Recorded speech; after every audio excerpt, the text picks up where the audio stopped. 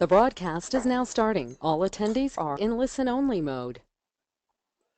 Hello, everybody, and welcome. Good to have you with us. Today we're talking about how to manage the performance of your people. And my name is Pádraig Berry, as you know, and I've been with you for the last 3 webinars, along with my colleague Brian Downs. And Brian, would you like to say hello and introduce yourself? Hello everyone, how are you doing? From a lovely Killarney today. Brian Downs is my name. I work with Pádraig and I'm certified in all the TTI, SII assessments, and I'm also an associate consultant with One Focus Business Consultants and independently a performance and leadership development consultant. And delighted to be here today. Yeah, thanks Brian, good to have you with me. As usual, this is our fourth gig together. And we've had very good feedback, so I hope you're all enjoying them. And here we go. This is the fourth. I'm just going to stick down. Bear with me. I'm just going to stick down my slides here. Okay. So this is the fourth of a 4-part series called the 4 Essentials: how to hire the perfect person every time, how to keep your best employees, how to lead your team to top performance, how to convert this into bottom line results, i.e. how to manage the performance of your people. And I'm going to let you, Brian, maybe just introduce us to or take us back over the commentary we've had so far on the first few webinars. I'll jump in as needs be. So the first webinar in the series addressed the question, how do I find the right people? It's a very important question. The focus was on understanding the role you're trying to fill and giving yourself the best chance of picking the right person to fill it. We talked at length about the huge cost of a bad hire to an organization and the really important necessity of getting it right the first time and giving yourself the best chance. Yeah, actually, I'm looking at the slide here in front of me, absolutely. I mean, recruitment is an investment in the future. We argued, I think, very strongly that recruitment is actually an investment in the future and that the impact, a bit like, eating your vegetables or eating the pizza, it's not the impact tonight or tomorrow, it's the impact over long term on your waistline. The exact same is true of an organization. You see the impact for better or for worse over time, long after the hire is made. So we make the case that, in fact, the real cost, the initial expense of recruitment isn't the real cost. The real cost is demonstrated over time when the new employee either fades or flourishes in the role. And I suppose we did argue pretty much as strongly as we could that the key to getting the right people is to benchmark the role and match people to the jobs. And I know it's a strong thing I'm going to say next, but I really, really believe that every other approach is just guesswork. How can you possibly talk about getting the right people, hiring the best people, if you don't know what you're hiring them for? The benchmark is a foundation in all of this. And we moved into webinar 2, and we talked about how do I keep the good people, and we looked at really the whole thing of building engagement and developing your people so as to meet the organization's needs, not just today but also in the future. Yeah, we asked the question, how do you retain your best people, your talent? And we suggested that the answer may be really simple. They have to want to stay. And it's a fair point. And we argue that people stay where they feel engaged. And engaged means people who are involved with, committed to, enthusiastic and passionate about their work and where they work. So engagement, we said, it's not about you, it's about them. And we shared some research that has shown the major reasons for leaving are poor relationship and communication with a superior, lack of a sense of room for growth and advancement, and job-related stress, and typically from a poor job-person match. Yeah. And in relation to that first point, we know people don't leave jobs; they leave managers. Yeah, for sure, for sure. Yeah. And we said that to address them, we see there are 5 items that we said to address this issue are the reason people leave, that and to keep people fully engaged. That there's 5 areas you need to focus on. And we said very simply, I just want to read them out. Build from the beginning. So you hire right, you job match, you build from the beginning. You rebuild the existing team, so you job match your existing team as though they were new hires. Your succession plans, you build personal and professional development plans for now and for future career progression. You build confidence and communication, get everybody talking the same language. And you build congruence. So everybody singing from the same hymn sheet. And these, to me, to me, it's very, very simple. These are the steps. They're very, very simple steps, very, very simple strategies to make sure that you build engagement. So then in webinar 3, we looked at leading your people. So we made the case that leadership is learned. It's not necessarily something that you're born with. And we suggested that leadership is about 8 things, and all of which can be developed. So we said that leadership is, firstly, about why. It's emotional. People buy your why, not your what. And we gave the example of Apple computers. Yeah. Secondly, it's about building a culture of accountability. Accountability is hugely important. Then it's about getting the right people in the right seats. Hiring well, hiring right.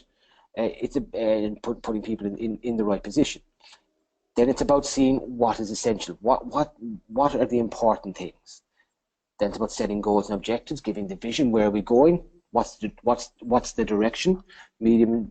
Short, medium, long term. It's about narrowing the focus to what matters. What's really going to matter now? It's about execution. It's about getting things done. And then it's about hard choices. It's about being able to make those hard decisions. Yeah, it's funny. I've just looked there. It's interesting as you're going through that. These are all to-dos. These are all actions. Leadership is really about doing things, isn't it? It is. It's all action-oriented. And obviously it's very important to understand that because people respond to it. And then we discussed how to use these ideas in the leadership model where people can clearly see why the organization exists, what the organization excels at, what it stands for, where it's going, where these individuals and teams fit into the bigger picture. Yes. What can they own?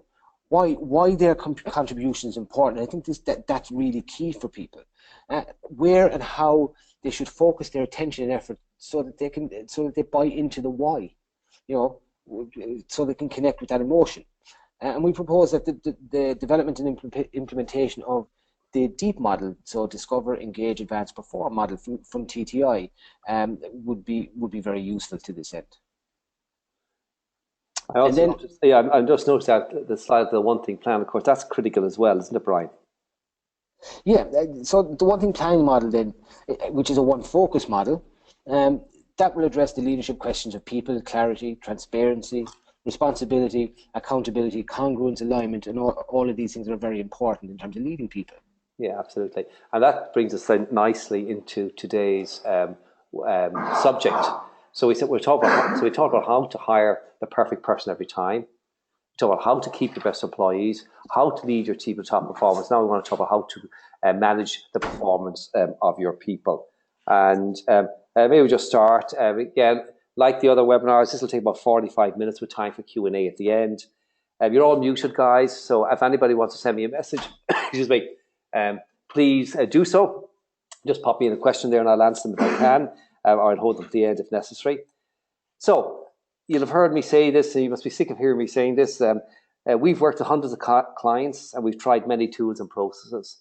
And some of them worked and some of them didn't, and we've learned a lot. And we've come to a few simple conclusions about how to successfully build and maintain an effective organization. And again, as I said before, we don't claim any magic bullets, but we do assert that there are solid tools and processes that make a difference. And in this webinar, we are sharing with you some of the ones that we really believe in. I want to take you back for a second. You'll remember before in one of the previous webinars in this series, we talked about Mr. Rockefeller and the Rockefeller habits. And I'd like to spend a few minutes just looking at some of them again. So maybe, Brian, you might jump in and out here and help me. The first one here is the executive team is healthy and aligned. So what does that mean? And to me, it means that egos are parked, that everyone knows why everyone is there, the part basically that each plays, and the necessity of that part indeed. They all know where the ship is going, and they all support the direction the ship is going in. That to me is like really what it means to say that the team is healthy aligned. I mean, everyone's aligned with the one thing that needs to be accomplished to move the company forward. That's the second one there. This requires everyone to size the plan. Ideally, they've input into the plan, they understand it, and they agree with it. And everybody knows within their own roles, I suppose, what they have to do to make that plan a reality. Yeah, I think communication rhythm. So, and I think this is very important. It's established, and as information moves through an organization accurately and quickly. So this obviously refers to the communication processes, but also I believe to effective communication between people. So if you look at it, every facet of the organization has a person assigned with accountability for ensuring goals are met. So there's nothing extra to say here. It's self-explanatory, isn't it? self-explanatory, you know. Yeah. And then, you know, core values and purpose, these are things that are alive in the organization. You know, people live them. Employees can articulate the key components of the company's strategy accurately. You know, all employees can answer quantitatively whether they had a good day or a good week, and the company's plans and performance are visible to everybody. You know, these four habits combine into one for me. So much, in so much as it's all about a visible, cascaded plan down into the organization where everyone can see what they have to do and how their part fits into the bigger picture. And we discussed this in the third webinar, and we'll discuss it again later on. So, you know, I think we can take these Rockefeller habits and elaborate on them in the context of managing the performance of your people. Yeah. Okay. Well, let's take that. I mean, if you want to manage the performance of one's people, what could be clearer than the points that are up there? Yeah. Be sure that you and they know where you're all going. I mean, how can you talk about performance management unless you have absolutely clear objectives? Everybody understands absolutely what you're trying to accomplish, where you're trying to go. Be sure that you're doing the things that will actually get you there. I mean, performance management is about doing the things that are actually going to make whatever the outcome is happen. Be sure you have the right people in place to execute it, and be constantly reviewing progress if you're on track, and when you're off track, adjusting course.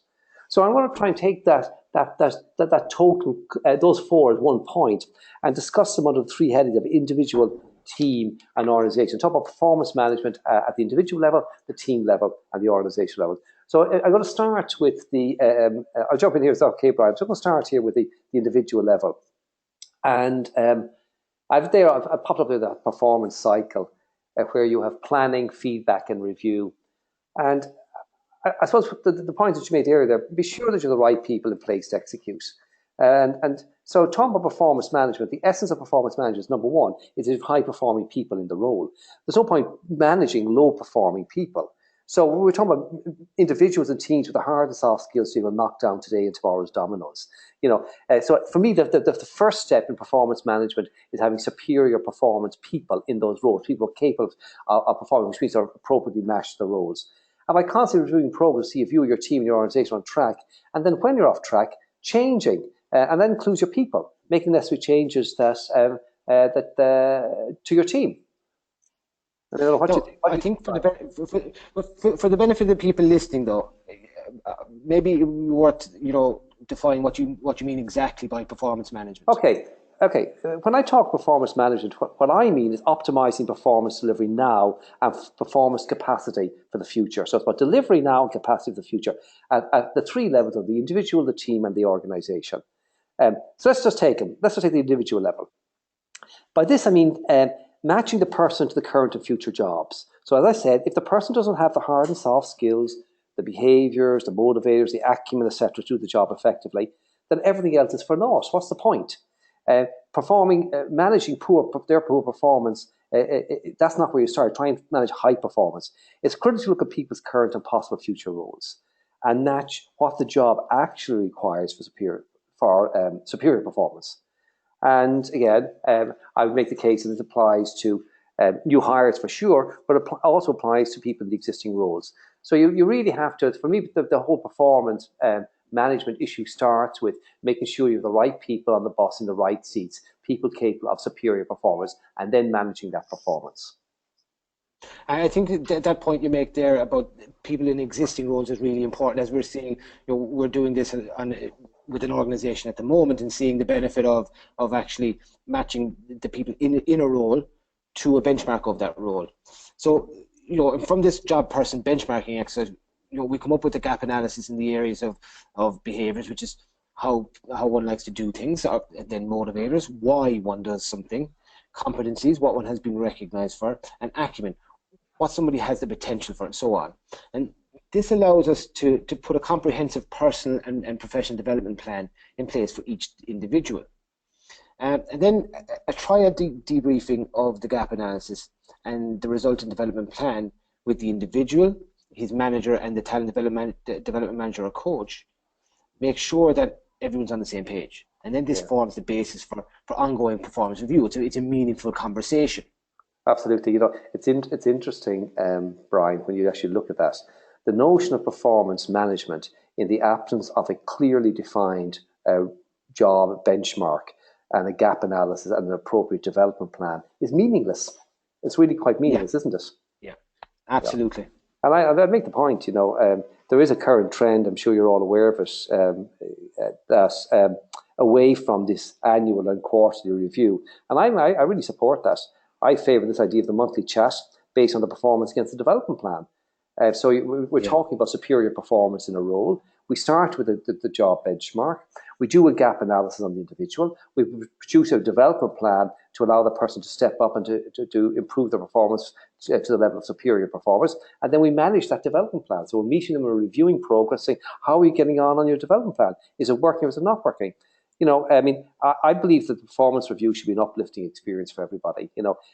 Agreed. Yeah. Yeah, we should be focused on somebody's performance in a role with a clear benchmark. So it's not a personal review. We're not kind of pointing fingers at people. We're saying, because everybody finds it difficult. I remember years ago doing them. I used to find them very, very difficult, where you have to give uncomfortable feedback to people. And challenging their personal worth sometimes. At least they felt that. No, so this is not what it's about. It's about helping someone match their talents as best possible to a role so they can achieve superior performance, the best performance they can achieve in that role. It's a positive thing, and it's one that's done with the employee. So the individual development plan for me combines, it's the basis for our team and organizational talent development matrix, but it starts at the individual, and it's the opportunity to do a proper performance review based on a proper gap analysis and a proper development plan. So going beyond team then, going beyond the individual, let's talk about team just for a second. At the team level, interpersonal understanding is key to performance. And I know of organizations where communications workshops are a regular occurrence. They happen quite frequently. And where people have their communication style on a 10 card on their desk, where group behavioral and motivational wheels are posted large on the office wall, all this is to help people understand each other better and communicate better. This is the essence of a team, and it is the essence of a team culture. Absolutely. So if we just take a look at the slide that we have up here, the conductor is saying, let's get stuck in right away, everyone into action. Where other people are saying, stop pushing so hard. Being able to understand that is very, very important, because people, we're essentially different. Now, the upside is significant performance improvement, and that's really what we're after here. We want to be constantly developing performance, teams constantly getting better at what they do, and we can see how how to support and challenge this.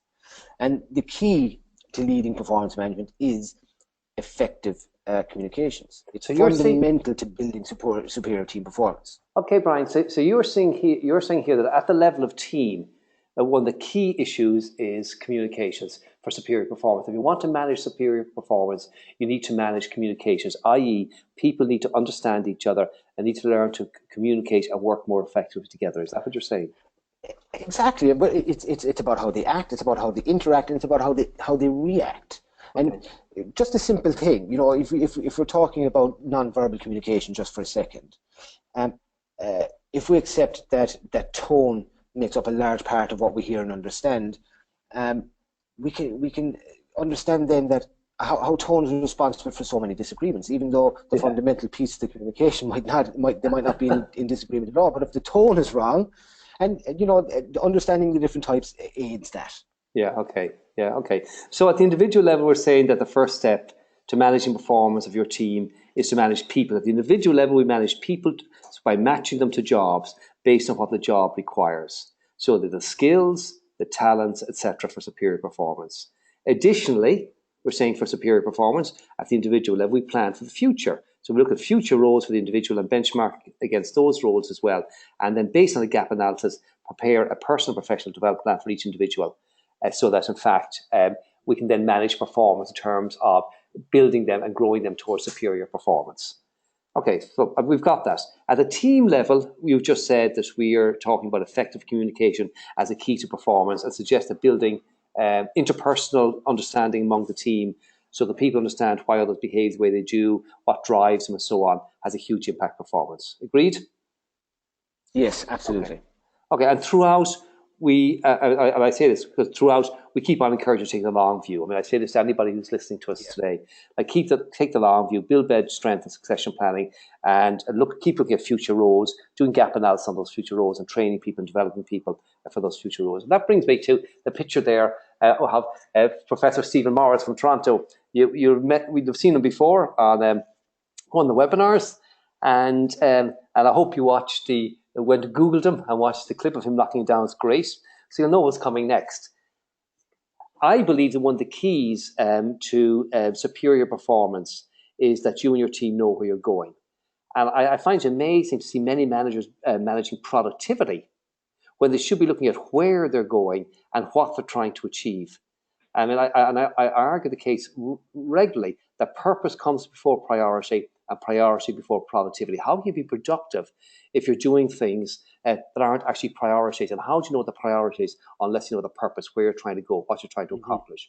And we all know the old chestnut, the greatest of all mistakes is to do really well what need not be done at all. So first identify, agree, and communicate the big domino, the end game. How can you and your team possibly prioritize if you don't know that? And then knowing that, put in place the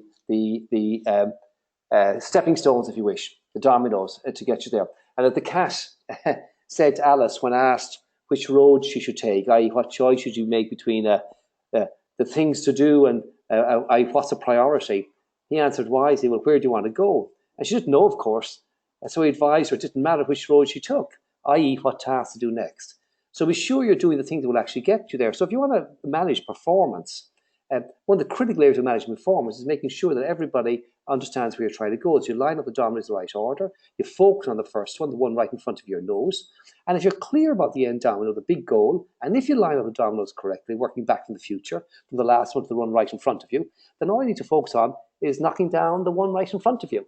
So I believe this is critical for performance management. So we're looking at individuals and performance management, matching the roles, putting development plans in place, doing appropriate gap analysis, development plans in place, and then managing their development towards superior performance. At a team level, we're talking about communication, effective communication and teamwork. And here at an organizational level, we're talking about having rock solid, clear direction. So we're actually doing the things that actually matter. The best way to improve performance is to do the things that matter, as opposed to doing the things that don't matter. I've just got a comment here from Barry. Thank you, Barry. He says, just really love that statement. Appreciate it. Glad you enjoy it. That's not usually the feedback, I guess. Sorry, Brian, back to you. No problem. And look, the way to develop that clarity and that transparency and direction, of course, is to build a one-thing plan. This is how you want to line up your dominoes. And then you build a one-thing plan for your organization and then cascade it down to the lowest possible level. So that everybody has a clear understanding of what their role is. Will you, Brian? Because I know you're doing an exercise a moment where you've cascaded this right down throughout an organisation. Can you just give a little bit of sense of how that affects performance in terms of managing performance? How do you actually use that to manage performance? So look, if we take what the organisation as a whole is trying to do, and we break that up and line up the dominoes for the organisation, obviously there are many pieces feed into this. So you've got marketing, finance, HR, all of the different departments as well as the operating departments. And, it's very important then that these individual departments understand what their role is in knocking down the dominoes for the organisation as a whole. Yeah. So that what we do is then we give them the opportunity to develop their piece and how they're going to contribute to the whole. To the larger organisation, and then from that it can cascade down further into individual teams within those departments as necessary. And I assume then, of course, the whole things of visibility, transparency, ownership, accountability, which we all know are keys to performance management at all levels. That these things become just part of the process, don't they? Of course they do, and they can see it. It's right there in front of them in their team rooms, and they have it at every level. Yeah, well, the one thing plan and that model, that approach, allows for all of these, doesn't it? With the ability to cascade down from a group plan through business units to department lead individuals. And just looking at that again for a moment, you can see how in a model like that, if you had that for example, for an organization or a group, you can hand that plan to a subunit, and be a department or be it a sub business unit, and they take and they just pop in their own mission underneath yours, develop their own strategic thrust, and away they go. And I want you to imagine somebody in the department who's responsible for strategic thrust number 4 there, and he's looking at this week, right over there on the right hand side, he's looking at a box this week. Here's the one thing he can do, such that by doing so, everything gets easier or less to make this month's happen. And that's to make this quarter's happen, and that to make the one thing for this year happen, that to make the one thing for the 36th month, and that to make the big, hairy, audacious goal for that strategic thrust happen, that to make the big, hairy, audacious goal for their business unit or department happen, that to make the big, hairy, audacious goal for the organization happen, right up to the values, enduring purpose, and the hedgehog. And so people can really see this thing of a congruence, confidence, performance management. It really all comes together, doesn't it? And this one thing plan as a model sort of hangs there in the middle. So it's a very, very powerful, very powerful process. Absolutely. And look, that ownership piece for me, I always see that as really, really important, where people take ownership of their piece of the plan. Yeah. And this really, really aids that. That really drives performance also. Yeah, it absolutely does. And you know, Brian, the fact that people can see how what they're doing this week impacts the overall big, hairy, audacious goal, the mission, and fits in with the hedgehog and the purpose of the organization, that's very, very powerful. Indeed it is, yeah, no doubt about it. Okay, I'd like you to imagine for a moment, guys, I want you to imagine a room, because we've talked now about the individual performance manager, and we believe it's all around the gap analysis against our role benchmark and putting a development plan in place and managing that development plan. We think that's critical. Secondly, we think at the team level, what's critical is the whole communications. Thirdly, at the organization level, we think what's critical is that there is absolute congruence, visibility, transparency, confidence that comes from having a plan where people can see the plan that can cascade down, and people see exactly where they're contributing and how their job is important and how what they're doing is important. And that really drives performance. But of course, then that has to be measured. It has to be measured and has to be managed. So I would like to imagine for a moment, just bear with me now, just play the game with me for a moment here. I'd like you to imagine a room with 3 walls. So can you all, I want everybody to sit back there and imagine, think about this. Can you see a room with 3 walls in front of you? You're sitting there, one wall's to your back and you're looking at the other 3 walls. And imagine in front of you, in the middle of the wall, you have a one-thing plan or some similar model, one-thing plan. And around it, you have all these little Kanbans, little mini projects, describing, like you've taken this month or this week activity and just pulled it out into a little mini project with to-dos, doing and dones on it. Just imagine up on that wall. And the essence of, or the epitome, if you wish, of simplicity. Imagine really simple up there. And then on the wall to the right of the one thing plan, imagine all the KPIs, the dashboards, the metrics that tell us whether the plan is working or not. And then imagine on the wall to the left of the one thing plan, look at all the research supporting the one thing plan. So there in front of you have a one thing plan up on the wall with all these little mini projects hanging out of it. You have all the results and the metrics saying whether it's working or not over on the right hand side. And you have all the supporting stuff, the ongoing research you do to validate. Because you get a metric, something's not working, go back and do a bit of research, a bit more, dive into it more deeply and update your plan and so on and so forth. Imagine that up on the wall in front of you.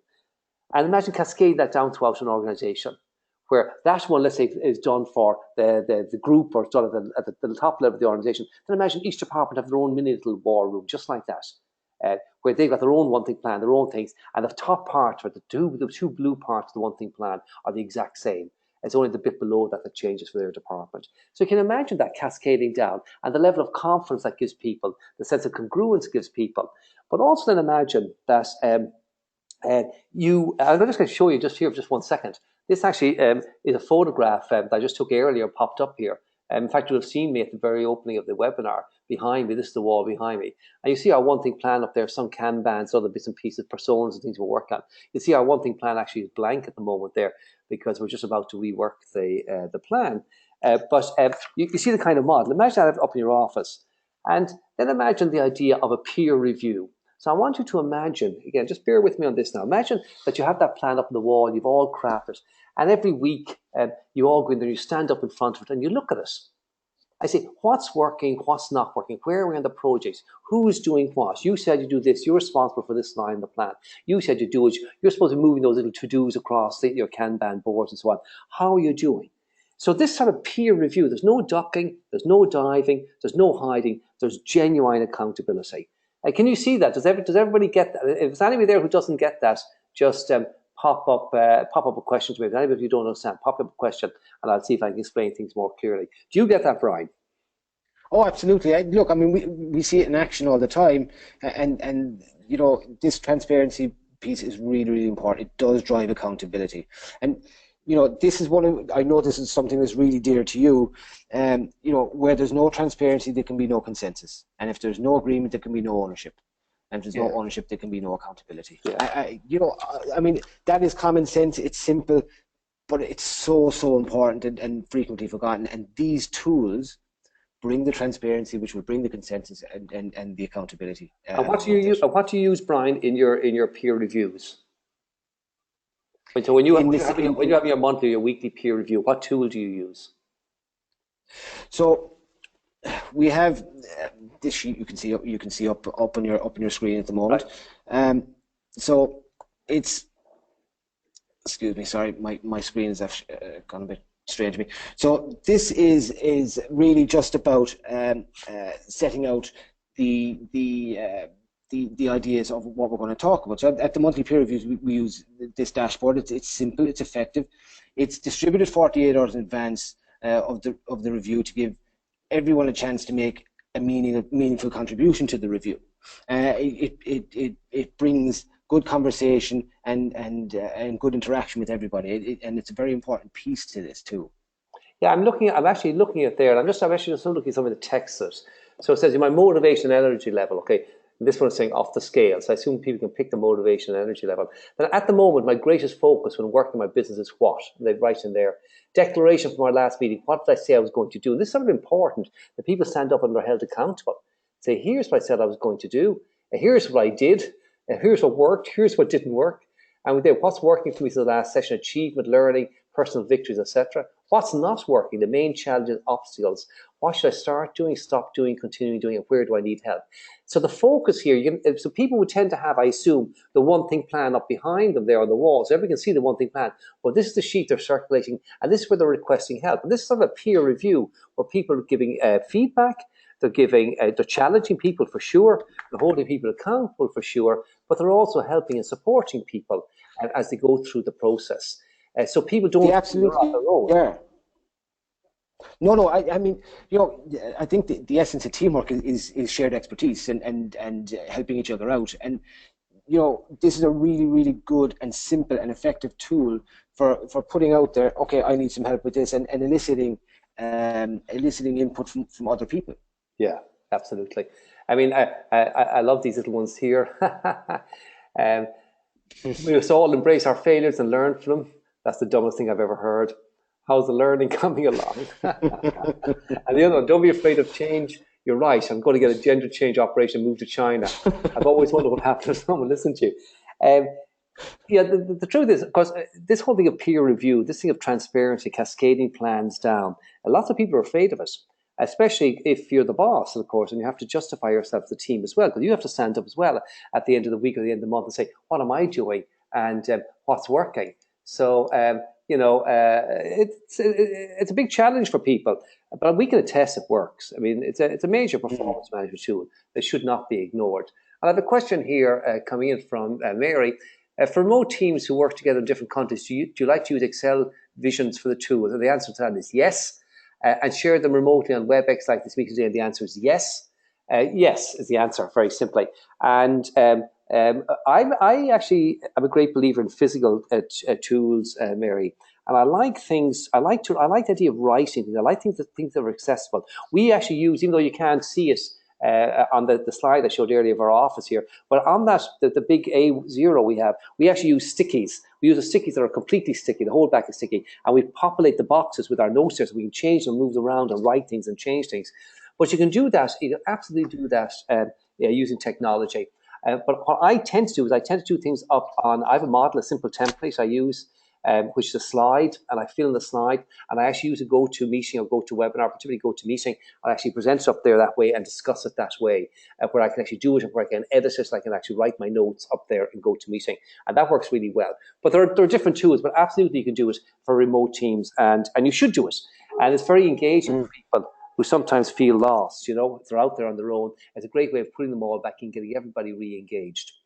I suppose, okay, in summary, at the individual level, we're saying the first step to managing performance for your team is to manage people. So by matching them to jobs based on what the job actually requires and making sure they've got the skills and the talents for superior performance. So that's the first place. The second thing is, based on the gap analysis that we do against the benchmark, and putting an appropriate development plan in place for now and the future to help them actually hone and develop those talents to become better and better at what they do, and then combine those into if you wish, a talent matrix or training matrix for the team to really help the team grow and develop.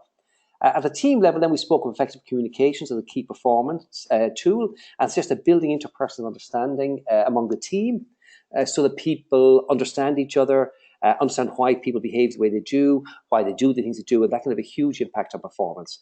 And again, as I said, throughout, we keep on encouraging you to take the long view and build bench strength. So always be thinking about the next plan, the next job for that person, so on, so on, and putting development plans in place for that. And then again, at the last, we said Stephen Morris and his dominoes.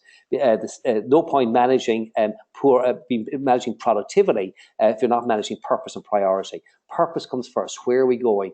It said the greatest of all mistakes is to do really well what need not be done at all. You have to understand where you're going, what you're trying to accomplish, and go from there. At the organisation level, I suppose then we talked about visibility. I think were the key words we used there: visibility, transparency, ownership, accountability. And we said these are all keys to performance management. So we're not talking here about sitting down and micromanaging people's performance. We're about putting in place the infrastructure, the thinking, the tools, the infrastructure to allow people, teams and organisations to perform at a superior level.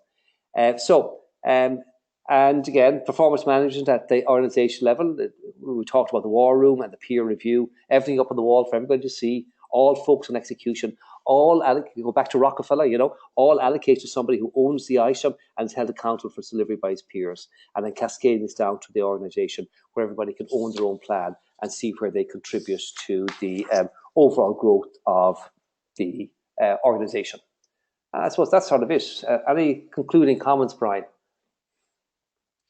No, I mean, I think we've over the series of the 4 webinars, I think we've explained our philosophy on this and the tools that have worked for us and how we implement them.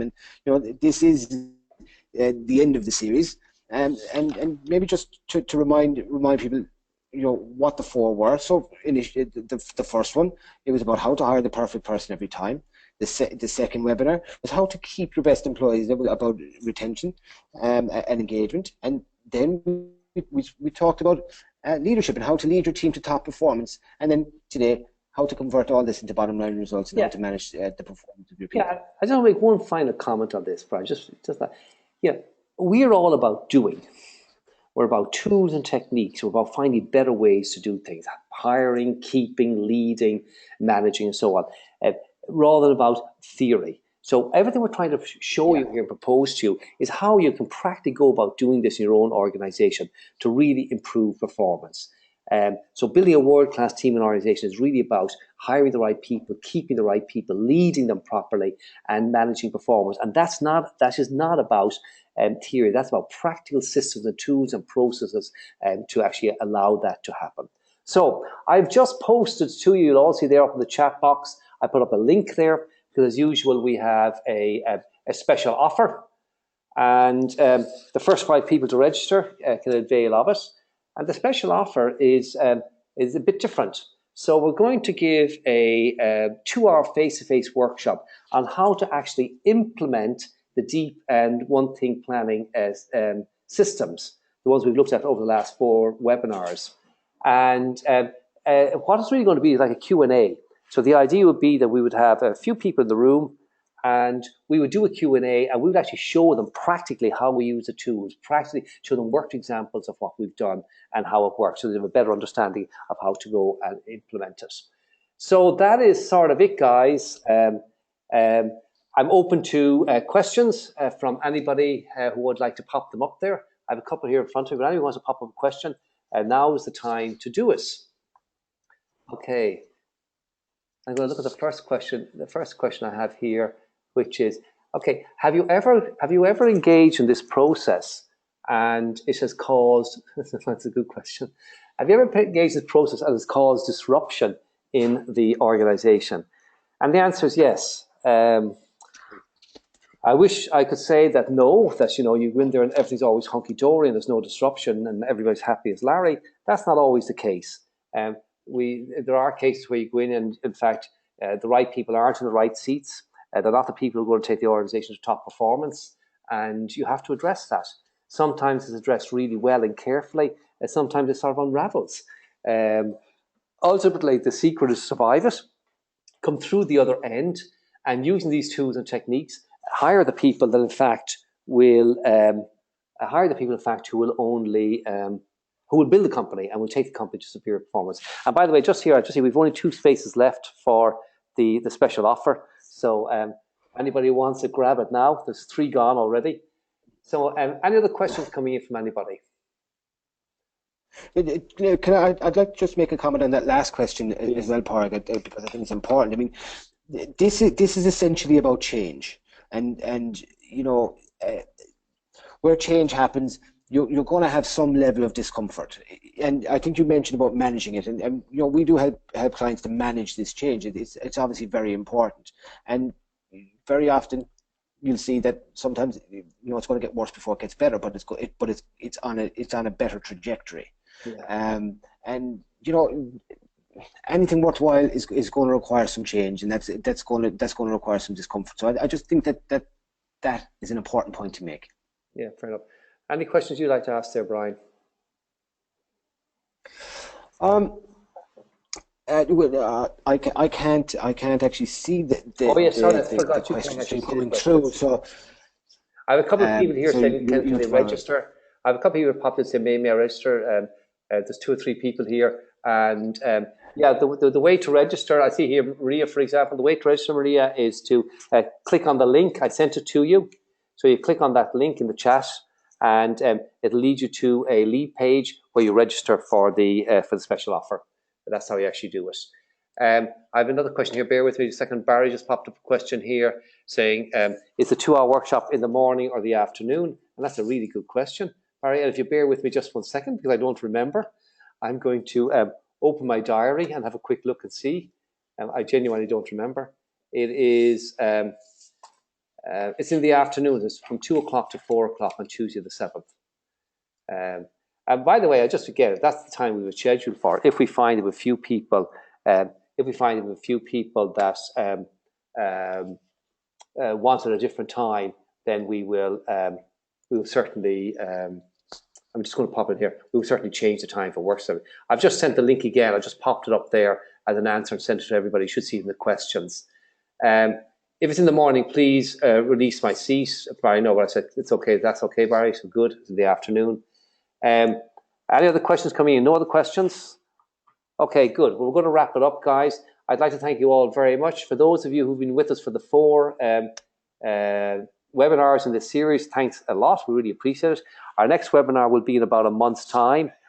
There's going to be a survey afterwards, so we're going to do a little survey, a few short questions, asking you for feedback on the webinars, and I would really appreciate your input. We're always trying to improve. We're trying to bring you something of real value as opposed to just talking.